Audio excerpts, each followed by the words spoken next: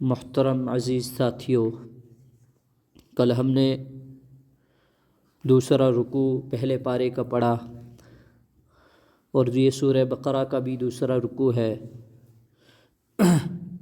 جس میں اللہ تعالیٰ نے منافقین کے احوال بیان فرمائے، ان کے چند مکر و فریب کا ذکر فرمایا، ان کے چند بہانوں کا ذکر فرمایا۔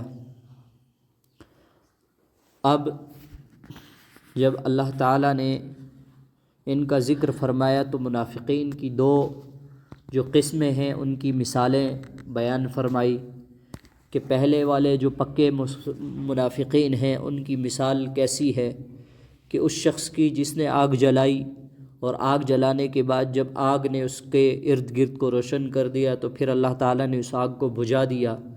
اب یہ شخص اندھیرے میں رہ گیا اور ایسے اندھیرے میں رہ گیا کہ اب یہ چل پھر نہیں سکتا، گویا کہ اللہ تعالیٰ نے اس کی بینائی چھین لی ہے۔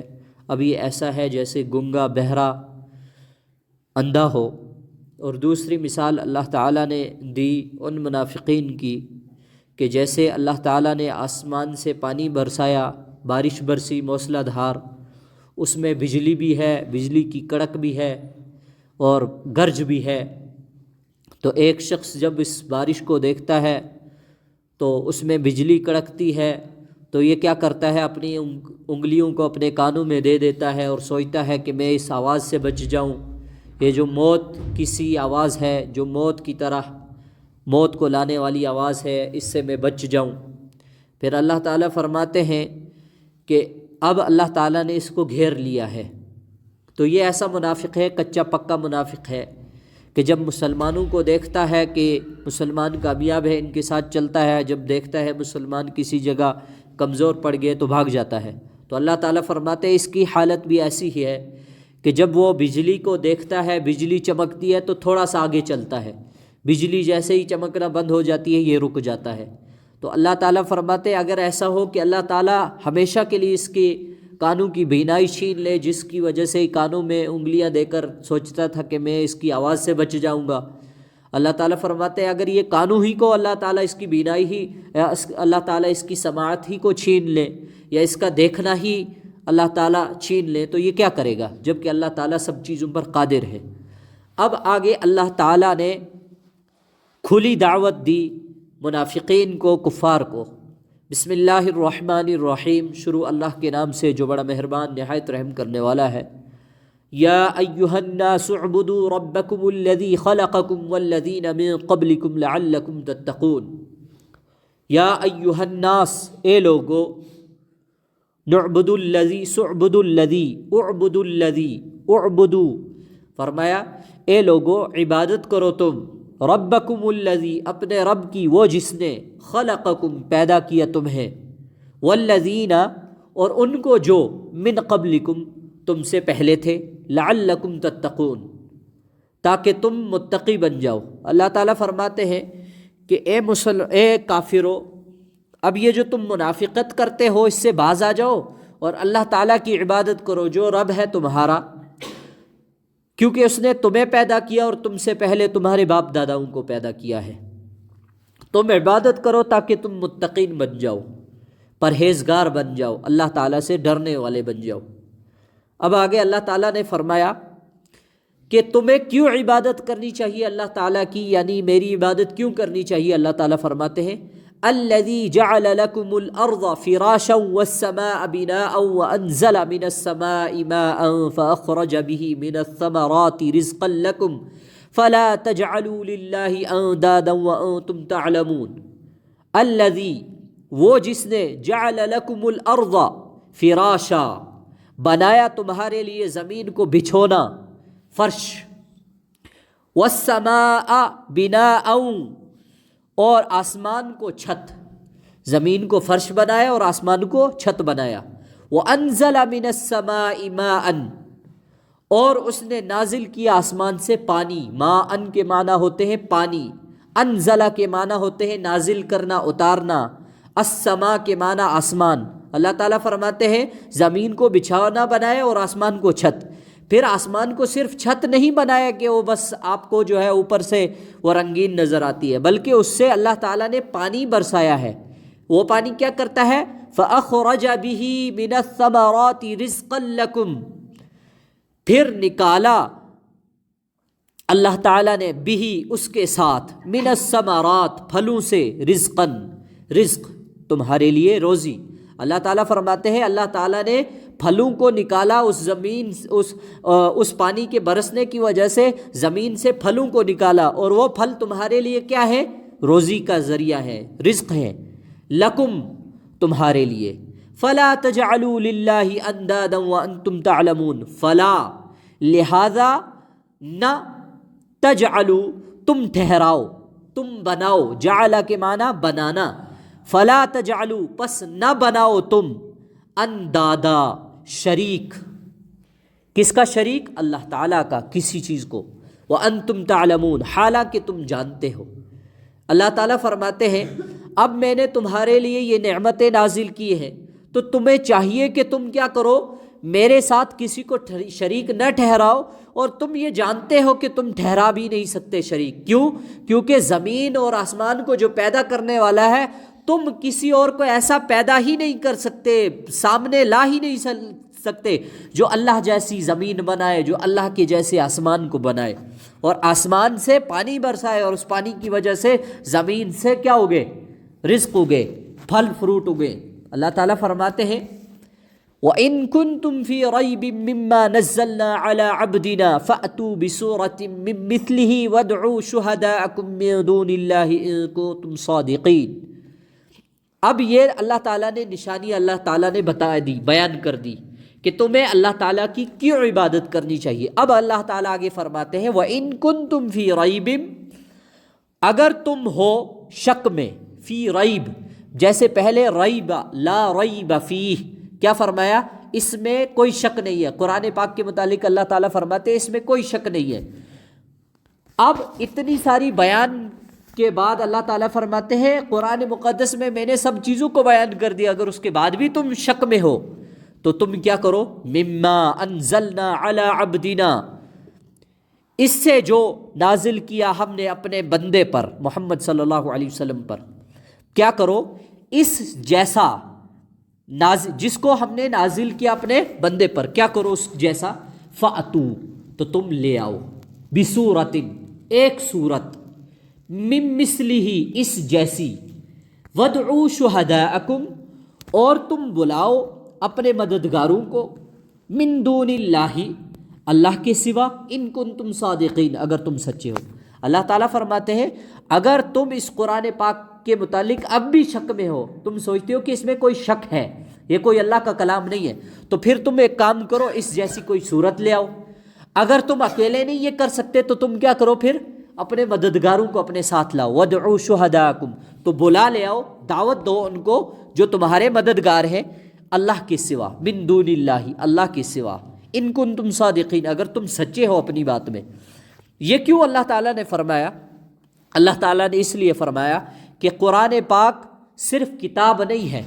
کتاب اگر ہوتی یہ تو یہود و نصارہ کی طرح لوگ اس کے اندر بھی تحریف کرنا شروع کر دیتے، اس کو بھی بدلا دیتے، مگر یہ کتاب نہیں ہے صرف۔ اللہ تعالیٰ فرماتے ہیں یہ میرا کلام ہے، اب جب میرا کلام ہے تو اس کے بالمقابل تم کوئی کلام لاؤ۔ یہ اس وجہ سے اللہ تعالیٰ نے ان کو بیان کیا کہ جیسے پہلے نبیوں کو اللہ تعالیٰ نے کتابیں دی، جیسے عیسیٰ علیہ السلام کو، موسیٰ علیہ السلام کو دی، اسی طریقے سے داؤد علیہ السلام کے اوپر اللہ تعالیٰ نے زبور نازل فرمائی، اسی طریقے سے ابراہیم علیہ السلام کے اوپر صحیفے نازل کیے۔ ان لوگوں کو اللہ تعالیٰ نے، ان نبیوں کو صرف کتابیں نہیں دی بلکہ ان کے ساتھ صریح معجزات دیے، عموماً معجزات دیے۔ دیکھیے عیسیٰ علیہ السلام کے زمانے میں وہ پڑھے لکھے لوگ تھے، عیسائی، وہ طب کا علم زیادہ جانتے تھے، یعنی ان میں میڈیکل ڈگریاں ان کے پاس بہت زیادہ تھی، وہ میڈیکل فیلڈ میں بہت ماہر تھے۔ تو اللہ تعالیٰ نے عیسیٰ علیہ السلام کو تورات کے ساتھ ساتھ عیسیٰ علیہ السلام کو انہی جیسی بالمقابل معجزات دے دیا۔ کیا معجزہ تھا عیسیٰ علیہ السلام کے پاس؟ کہ عیسیٰ علیہ السلام مادرزاد نابینا کو اپنی جو ہے وہ اس کو کیا کر دیتے تھے؟ بینا کر دیتے تھے۔ جو ماں کے پیٹ سے نابینا پیدا ہوتا تھا اس کو بینا کر دیتے تھے۔ یہ کس وجہ سے تھا؟ کہ عیسیٰ علیہ السلام کے زمانے میں طب یعنی میڈیکل فیلڈ میں لوگ بہت زیادہ ماہر تھے، تو اللہ تعالیٰ نے عیسیٰ علیہ الصلاۃ والسلام کو ان کے مقابل کا کیا دے دیا؟ معجزہ دے دیا۔ اور عیسیٰ علیہ الصلاۃ والسلام کو دوسرا معجزہ یہ دیا کہ مادرزاد کوڑ آدمی کو، جس کو کوڑ پڑا ہوا ہوتا ہے، کوڑ کا کوئی علاج نہیں ہے میڈیکل فیلڈ میں، تو اب یہ کوڑ پڑا ہوا ہے ہوتا ہے جس کو، تو عیسیٰ علیہ الصلاۃ والسلام اس کے اوپر ہاتھ پھیرتے تھے، وہ کوڑ ٹھیک ہو جاتا تھا۔ وہ کیوں ٹھیک ہوتا تھا؟ اس وجہ سے کہ عیسیٰ علیہ الصلاۃ والسلام کو ان جیسے لوگوں کے برابر بالمقابل ان سے بڑے معجزات دیے۔ اب اللہ تعالیٰ نے عیسیٰ علیہ الصلاۃ والسلام کے متعلق فرمایا کہ میں نے تم جس چیز کو اتنا زیادہ پڑھ لکھ کر مہارت حاصل کرتے ہو، میں نے ویسے ہی اس کو دے دی، اور ایسی مہارت دے دی کہ تم کوڑ کے مرض کو ٹھیک نہیں کر سکتے، میں نے عیسیٰ علیہ الصلاۃ والسلام کو ایسا معجزہ دیا ہے کہ یہ کوڑ کے مرض کو ٹھیک کر سکتے ہیں۔ اگر تم میں سے عیسیٰ علیہ الصلاۃ والسلام کی کوئی برابری کرنا چاہے تو کیا کرے؟ پھر وہ مرض ٹھیک کرے۔ اگر نابینا کو تم میں سے کوئی اتنا ماہر ہے جو کہتا کہ میں اللہ کو نہیں مانتا، میں نبی کو نہیں مانتا، عیسیٰ علیہ الصلاۃ والسلام کو، تو وہ یا ایک کام کرے عیسیٰ علیہ الصلاۃ والسلام کی طرح وہ نابینا کو بینا کر دے، تو وہ نہیں کر سکتے تھے۔ اسی طریقے سے موسیٰ علیہ الصلاۃ والسلام کے زمانے میں جادو زیادہ تھا، تو موسیٰ علیہ الصلاۃ والسلام کو اللہ تعالیٰ نے جو ہے انجیل کے ساتھ، تورات کے ساتھ ساتھ کیا دے دی؟ ساتھ میں موسیٰ علیہ الصلاۃ والسلام کو ایسا عصا دے دیا جو سب سے بڑا جادو تھا۔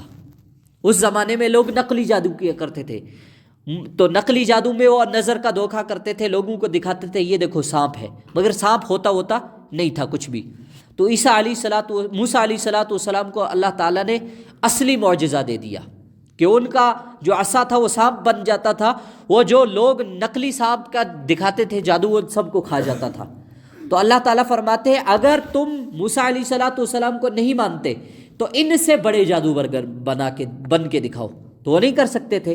مگر ان کی کتابوں میں اس وجہ سے تحریف ہوگی، اتنا سب ہونے کے باوجود، ان کو معجزات اللہ تعالیٰ نے اتنے زیادہ دیے تھے، اس کے باوجود ان کی کتابوں میں اس وجہ تحریف ہوگی کہ وہ صرف کتابیں تھیں، کلام اللہ نہیں تھا۔ کتاب میں اور کلام اللہ میں فرق ہوتا ہے، مگر یہ قرآن اللہ تعالیٰ کا کلام ہے، اللہ تعالیٰ کا بیان ہے، تو اس میں کوئی بھی رد و بدل نہیں کر سکتا۔ اس وجہ سے عربوں کے زمانے میں وہ لوگ شعر و شاعری میں ماہر تھے، تو اللہ تعالیٰ نے قرآن پاک کو معجزات کے طور پر نبی علیہ الصلاۃ والسلام کو دے دیا، اور ان لوگوں کو کہا کہ اگر تم اتنے بڑے ماہر ہو، شعر و شاعر ہو، شعر شاعری کرنا جانتے ہو، تو اس سے بڑا تم شعر پیش کرو، کوئی ایک صورت بھی پیش کر دو۔ تو وہ لوگ کہتے تھے نہیں ہم اس جیسی پیش نہیں کر سکتے۔ انہوں نے بڑا ایک قیس، ان کا ایک بہت بڑا ماہر شاعر تھا، اس کو لایا، اور وہ آنے کے بعد اس نے دیکھا کسی جگہ لکھا ہوا الم تر کیف فعل ربک باصحاب الفیل، اس صورت کو پڑھا تو وہ مسلمان ہو گیا۔ اس کو پوچھا لوگوں نے بھائی تو اتنا بڑا شاعر تھا، ہم نے تجھے لایا تھا کہ تو قرآن پاک کے برابر کا کوئی شعر سنائے، اس کی صورت، اس کے جیسی صورت سنائے، ہم نے تمہیں اتنے سارے اپنے ساتھ مددگار دیے تھے جن سے تو ہیلپ لیتا، تو اس سے بڑا کوئی صورت پیش کرتا تو یہ نبی علیہ الصلاۃ والسلام کی بات جھوٹ ہوتی، مگر تم خود مسلمان ہو گئے، یہ کیوں؟ تو وہ کہنے لگا قیس کہ میں اس وجہ سے مسلمان ہو گیا، میں نے دیکھا کہ یہ کوئی عام آدمی کا کلام نہیں ہو سکتا، یہ اس جیسی فصاحت و بلاغت جو اس کلام میں اتھینٹسٹی ہے وہ کسی اور چیز میں ہو ہی نہیں سکتی، اس لیے مجھے لگتا ہے کہ میں نہیں کر سکتا، اس لیے میں ان کو جھوٹا نہیں کہتا، میں مسلمان ہو گیا۔ اللہ تعالیٰ فرماتے ہیں آگے فَإِن لَّمْ تَفْعَلُوا وَلَا تَفْعَلُوا فَاتَّقُوا النَّارَ الَّتِي وَقُودُهَا النَّاسُ وَالْحِجَارَةُ أُعِدَّتْ لِلْكَافِرِينَ فَإِن لَّمْ تَفْعَلُوا، پھر اگر تم نہ کر سکو، کیا نہ کر سکو کہ اس جیسی مثال پیش نہ کر سکو، صورت نہ بیان کر سکو، تو پھر وَلَن تَفْعَلُوا، اللہ تعالیٰ فرماتے ہیں اور ہو بھی نہیں سکتا، اور ہرگز، یاد رکھو ہرگز نہیں کر سکو گے۔ وَلَن تَفْعَلُوا، لن کے معنی ہوتے ہیں ہرگز، جہاں بھی کسی فعل کے شروع میں لن لگتا ہے عربی میں، لام نون زبر، تو اس کے معنی ہوتے ہیں ہرگز۔ تو اللہ تعالیٰ فرماتے ہیں وَلَن تَفْعَلُوا کہ تم ہرگز نہیں کر سکو گے، کیا نہیں کر سکو گے؟ کہ اس جیسی کوئی صورت نہیں پیش کر سکو گے، تو پھر تمہیں کیا کرنا چاہیے؟ فَاتَّقُوا النَّارَ الَّتِي وَقُودُهَا النَّاسُ وَالْحِجَارَةُ، لہذا بچ جاؤ، ڈرو تم کس سے؟ النَّارَ الَّتِي، اس آگ سے، وَقُودُهَا النَّاسُ جس کا ایندھن کیا ہے؟ لوگ، والحجارہ اور کیا ہے؟ پتھر، کافر اور ان کی مورتیاں، کافر لوگ ہیں اور ان کے پتھر جن کو وہ مورتیاں بناتے ہیں، اللہ تعالیٰ فرماتے ہیں انہی کا ایندھن میں نے بنایا ہوا ہے، اس آگ سے تم ڈرو، کیوں ڈرو؟ اعدت للکافرین، وہ تیار کی گئی ہے کس کے لیے؟ کافروں کے لیے جو انکار کرنے والے ہیں قرآن پاک کا۔ آگے اللہ تعالیٰ فرماتے ہیں وَبَشِّرِ الَّذِينَ آمَنُوا وَعَمِلُوا الصَّالِحَاتِ أَنَّ لَهُمْ جَنَّاتٍ تَجْرِي مِن تَحْتِهَا الْأَنْهَارُ كُلَّمَا رُزِقُوا مِنْهَا مِن ثَمَرَةٍ رِزْقًا قَالُوا هَذَا الَّذِي رُزِقْنَا مِن قَبْلُ وَأُتُوا بِهِ مُتَشَابِهًا وَلَهُمْ فِيهَا أَزْوَاجٌ مُطَهَّرَةٌ وَهُمْ فِيهَا خَالِدُونَ۔ میں نے آپ کے سامنے شروع سے یہ بات عرض کی تھی کہ اللہ تعالیٰ کا کلام پاک کے متعلق یہ ایک طریقہ ہے کہ جہاں بھی کافروں کی بات آتی ہے، کافروں کو اللہ تعالیٰ جہاں بھی ڈراتے ہیں عذاب سے، فوراً مسلمانوں کو بھی کیا کر دیتے ہیں؟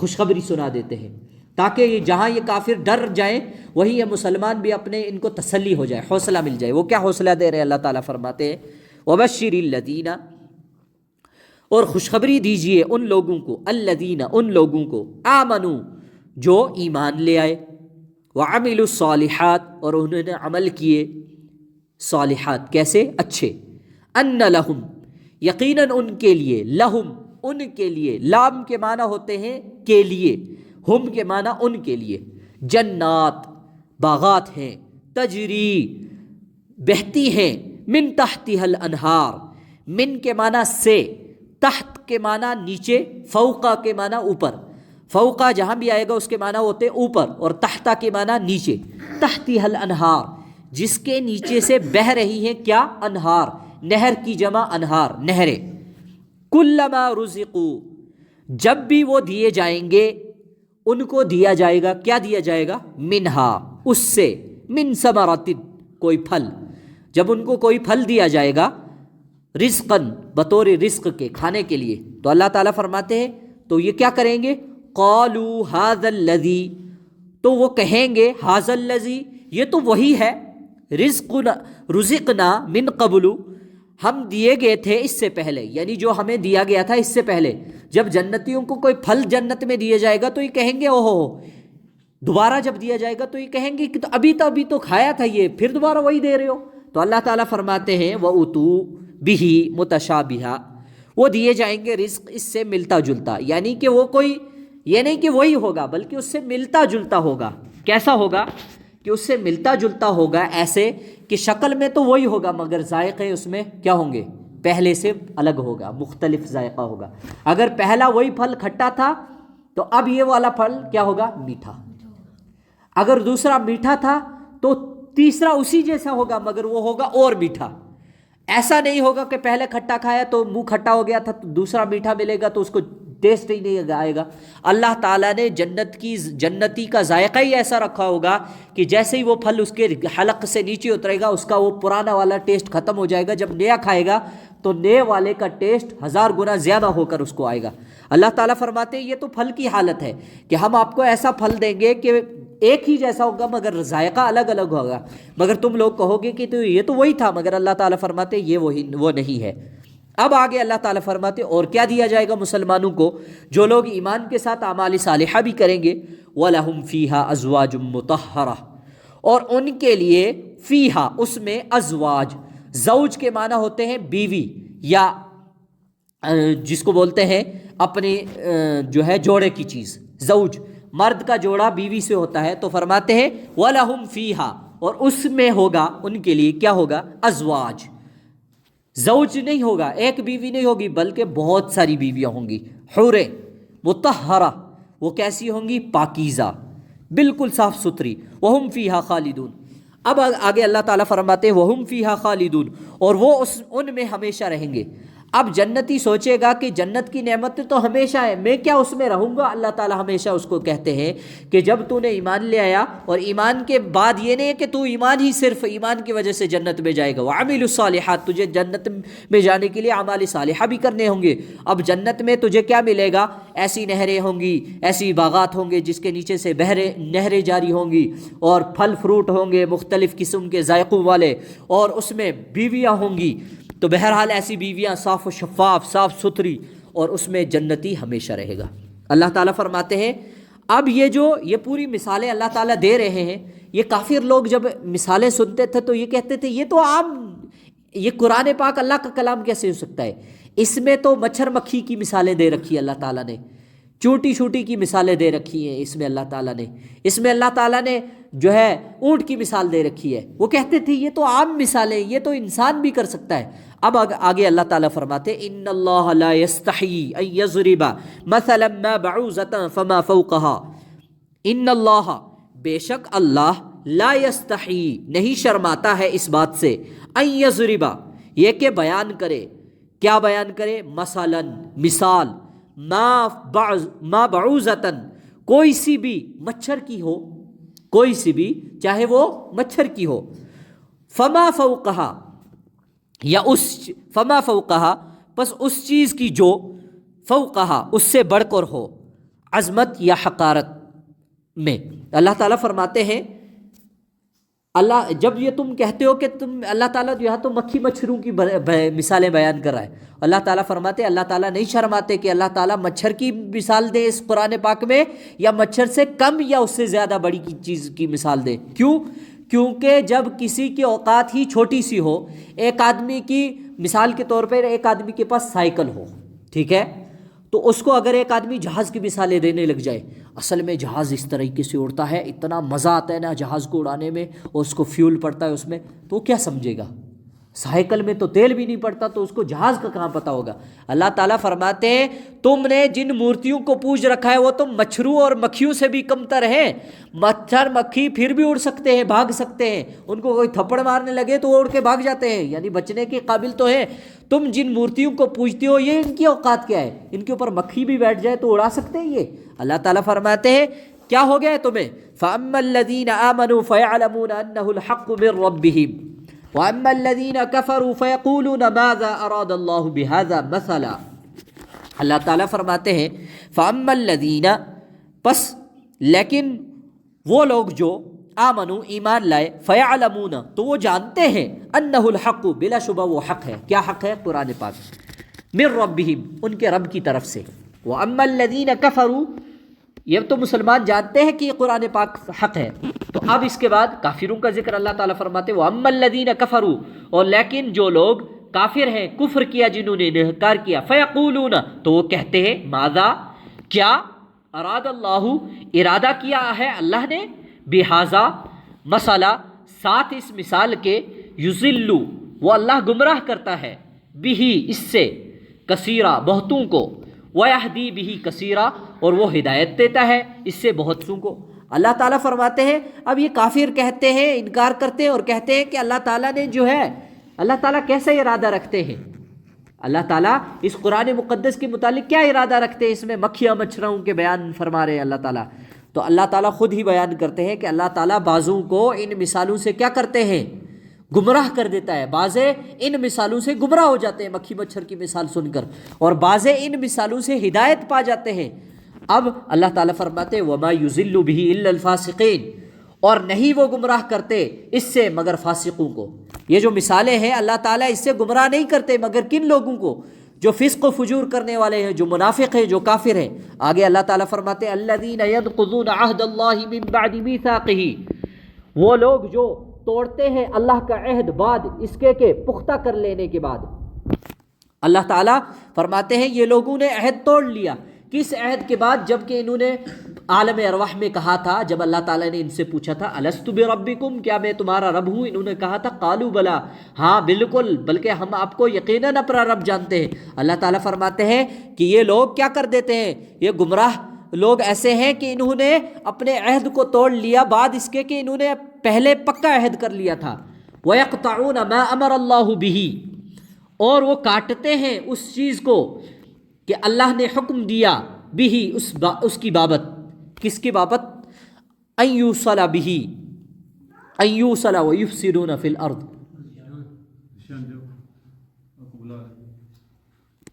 ان یوصل به ویفسدون فی الارض یہ کہ اسے ملایا جائے اور وہ فساد کرتے ہیں زمین میں.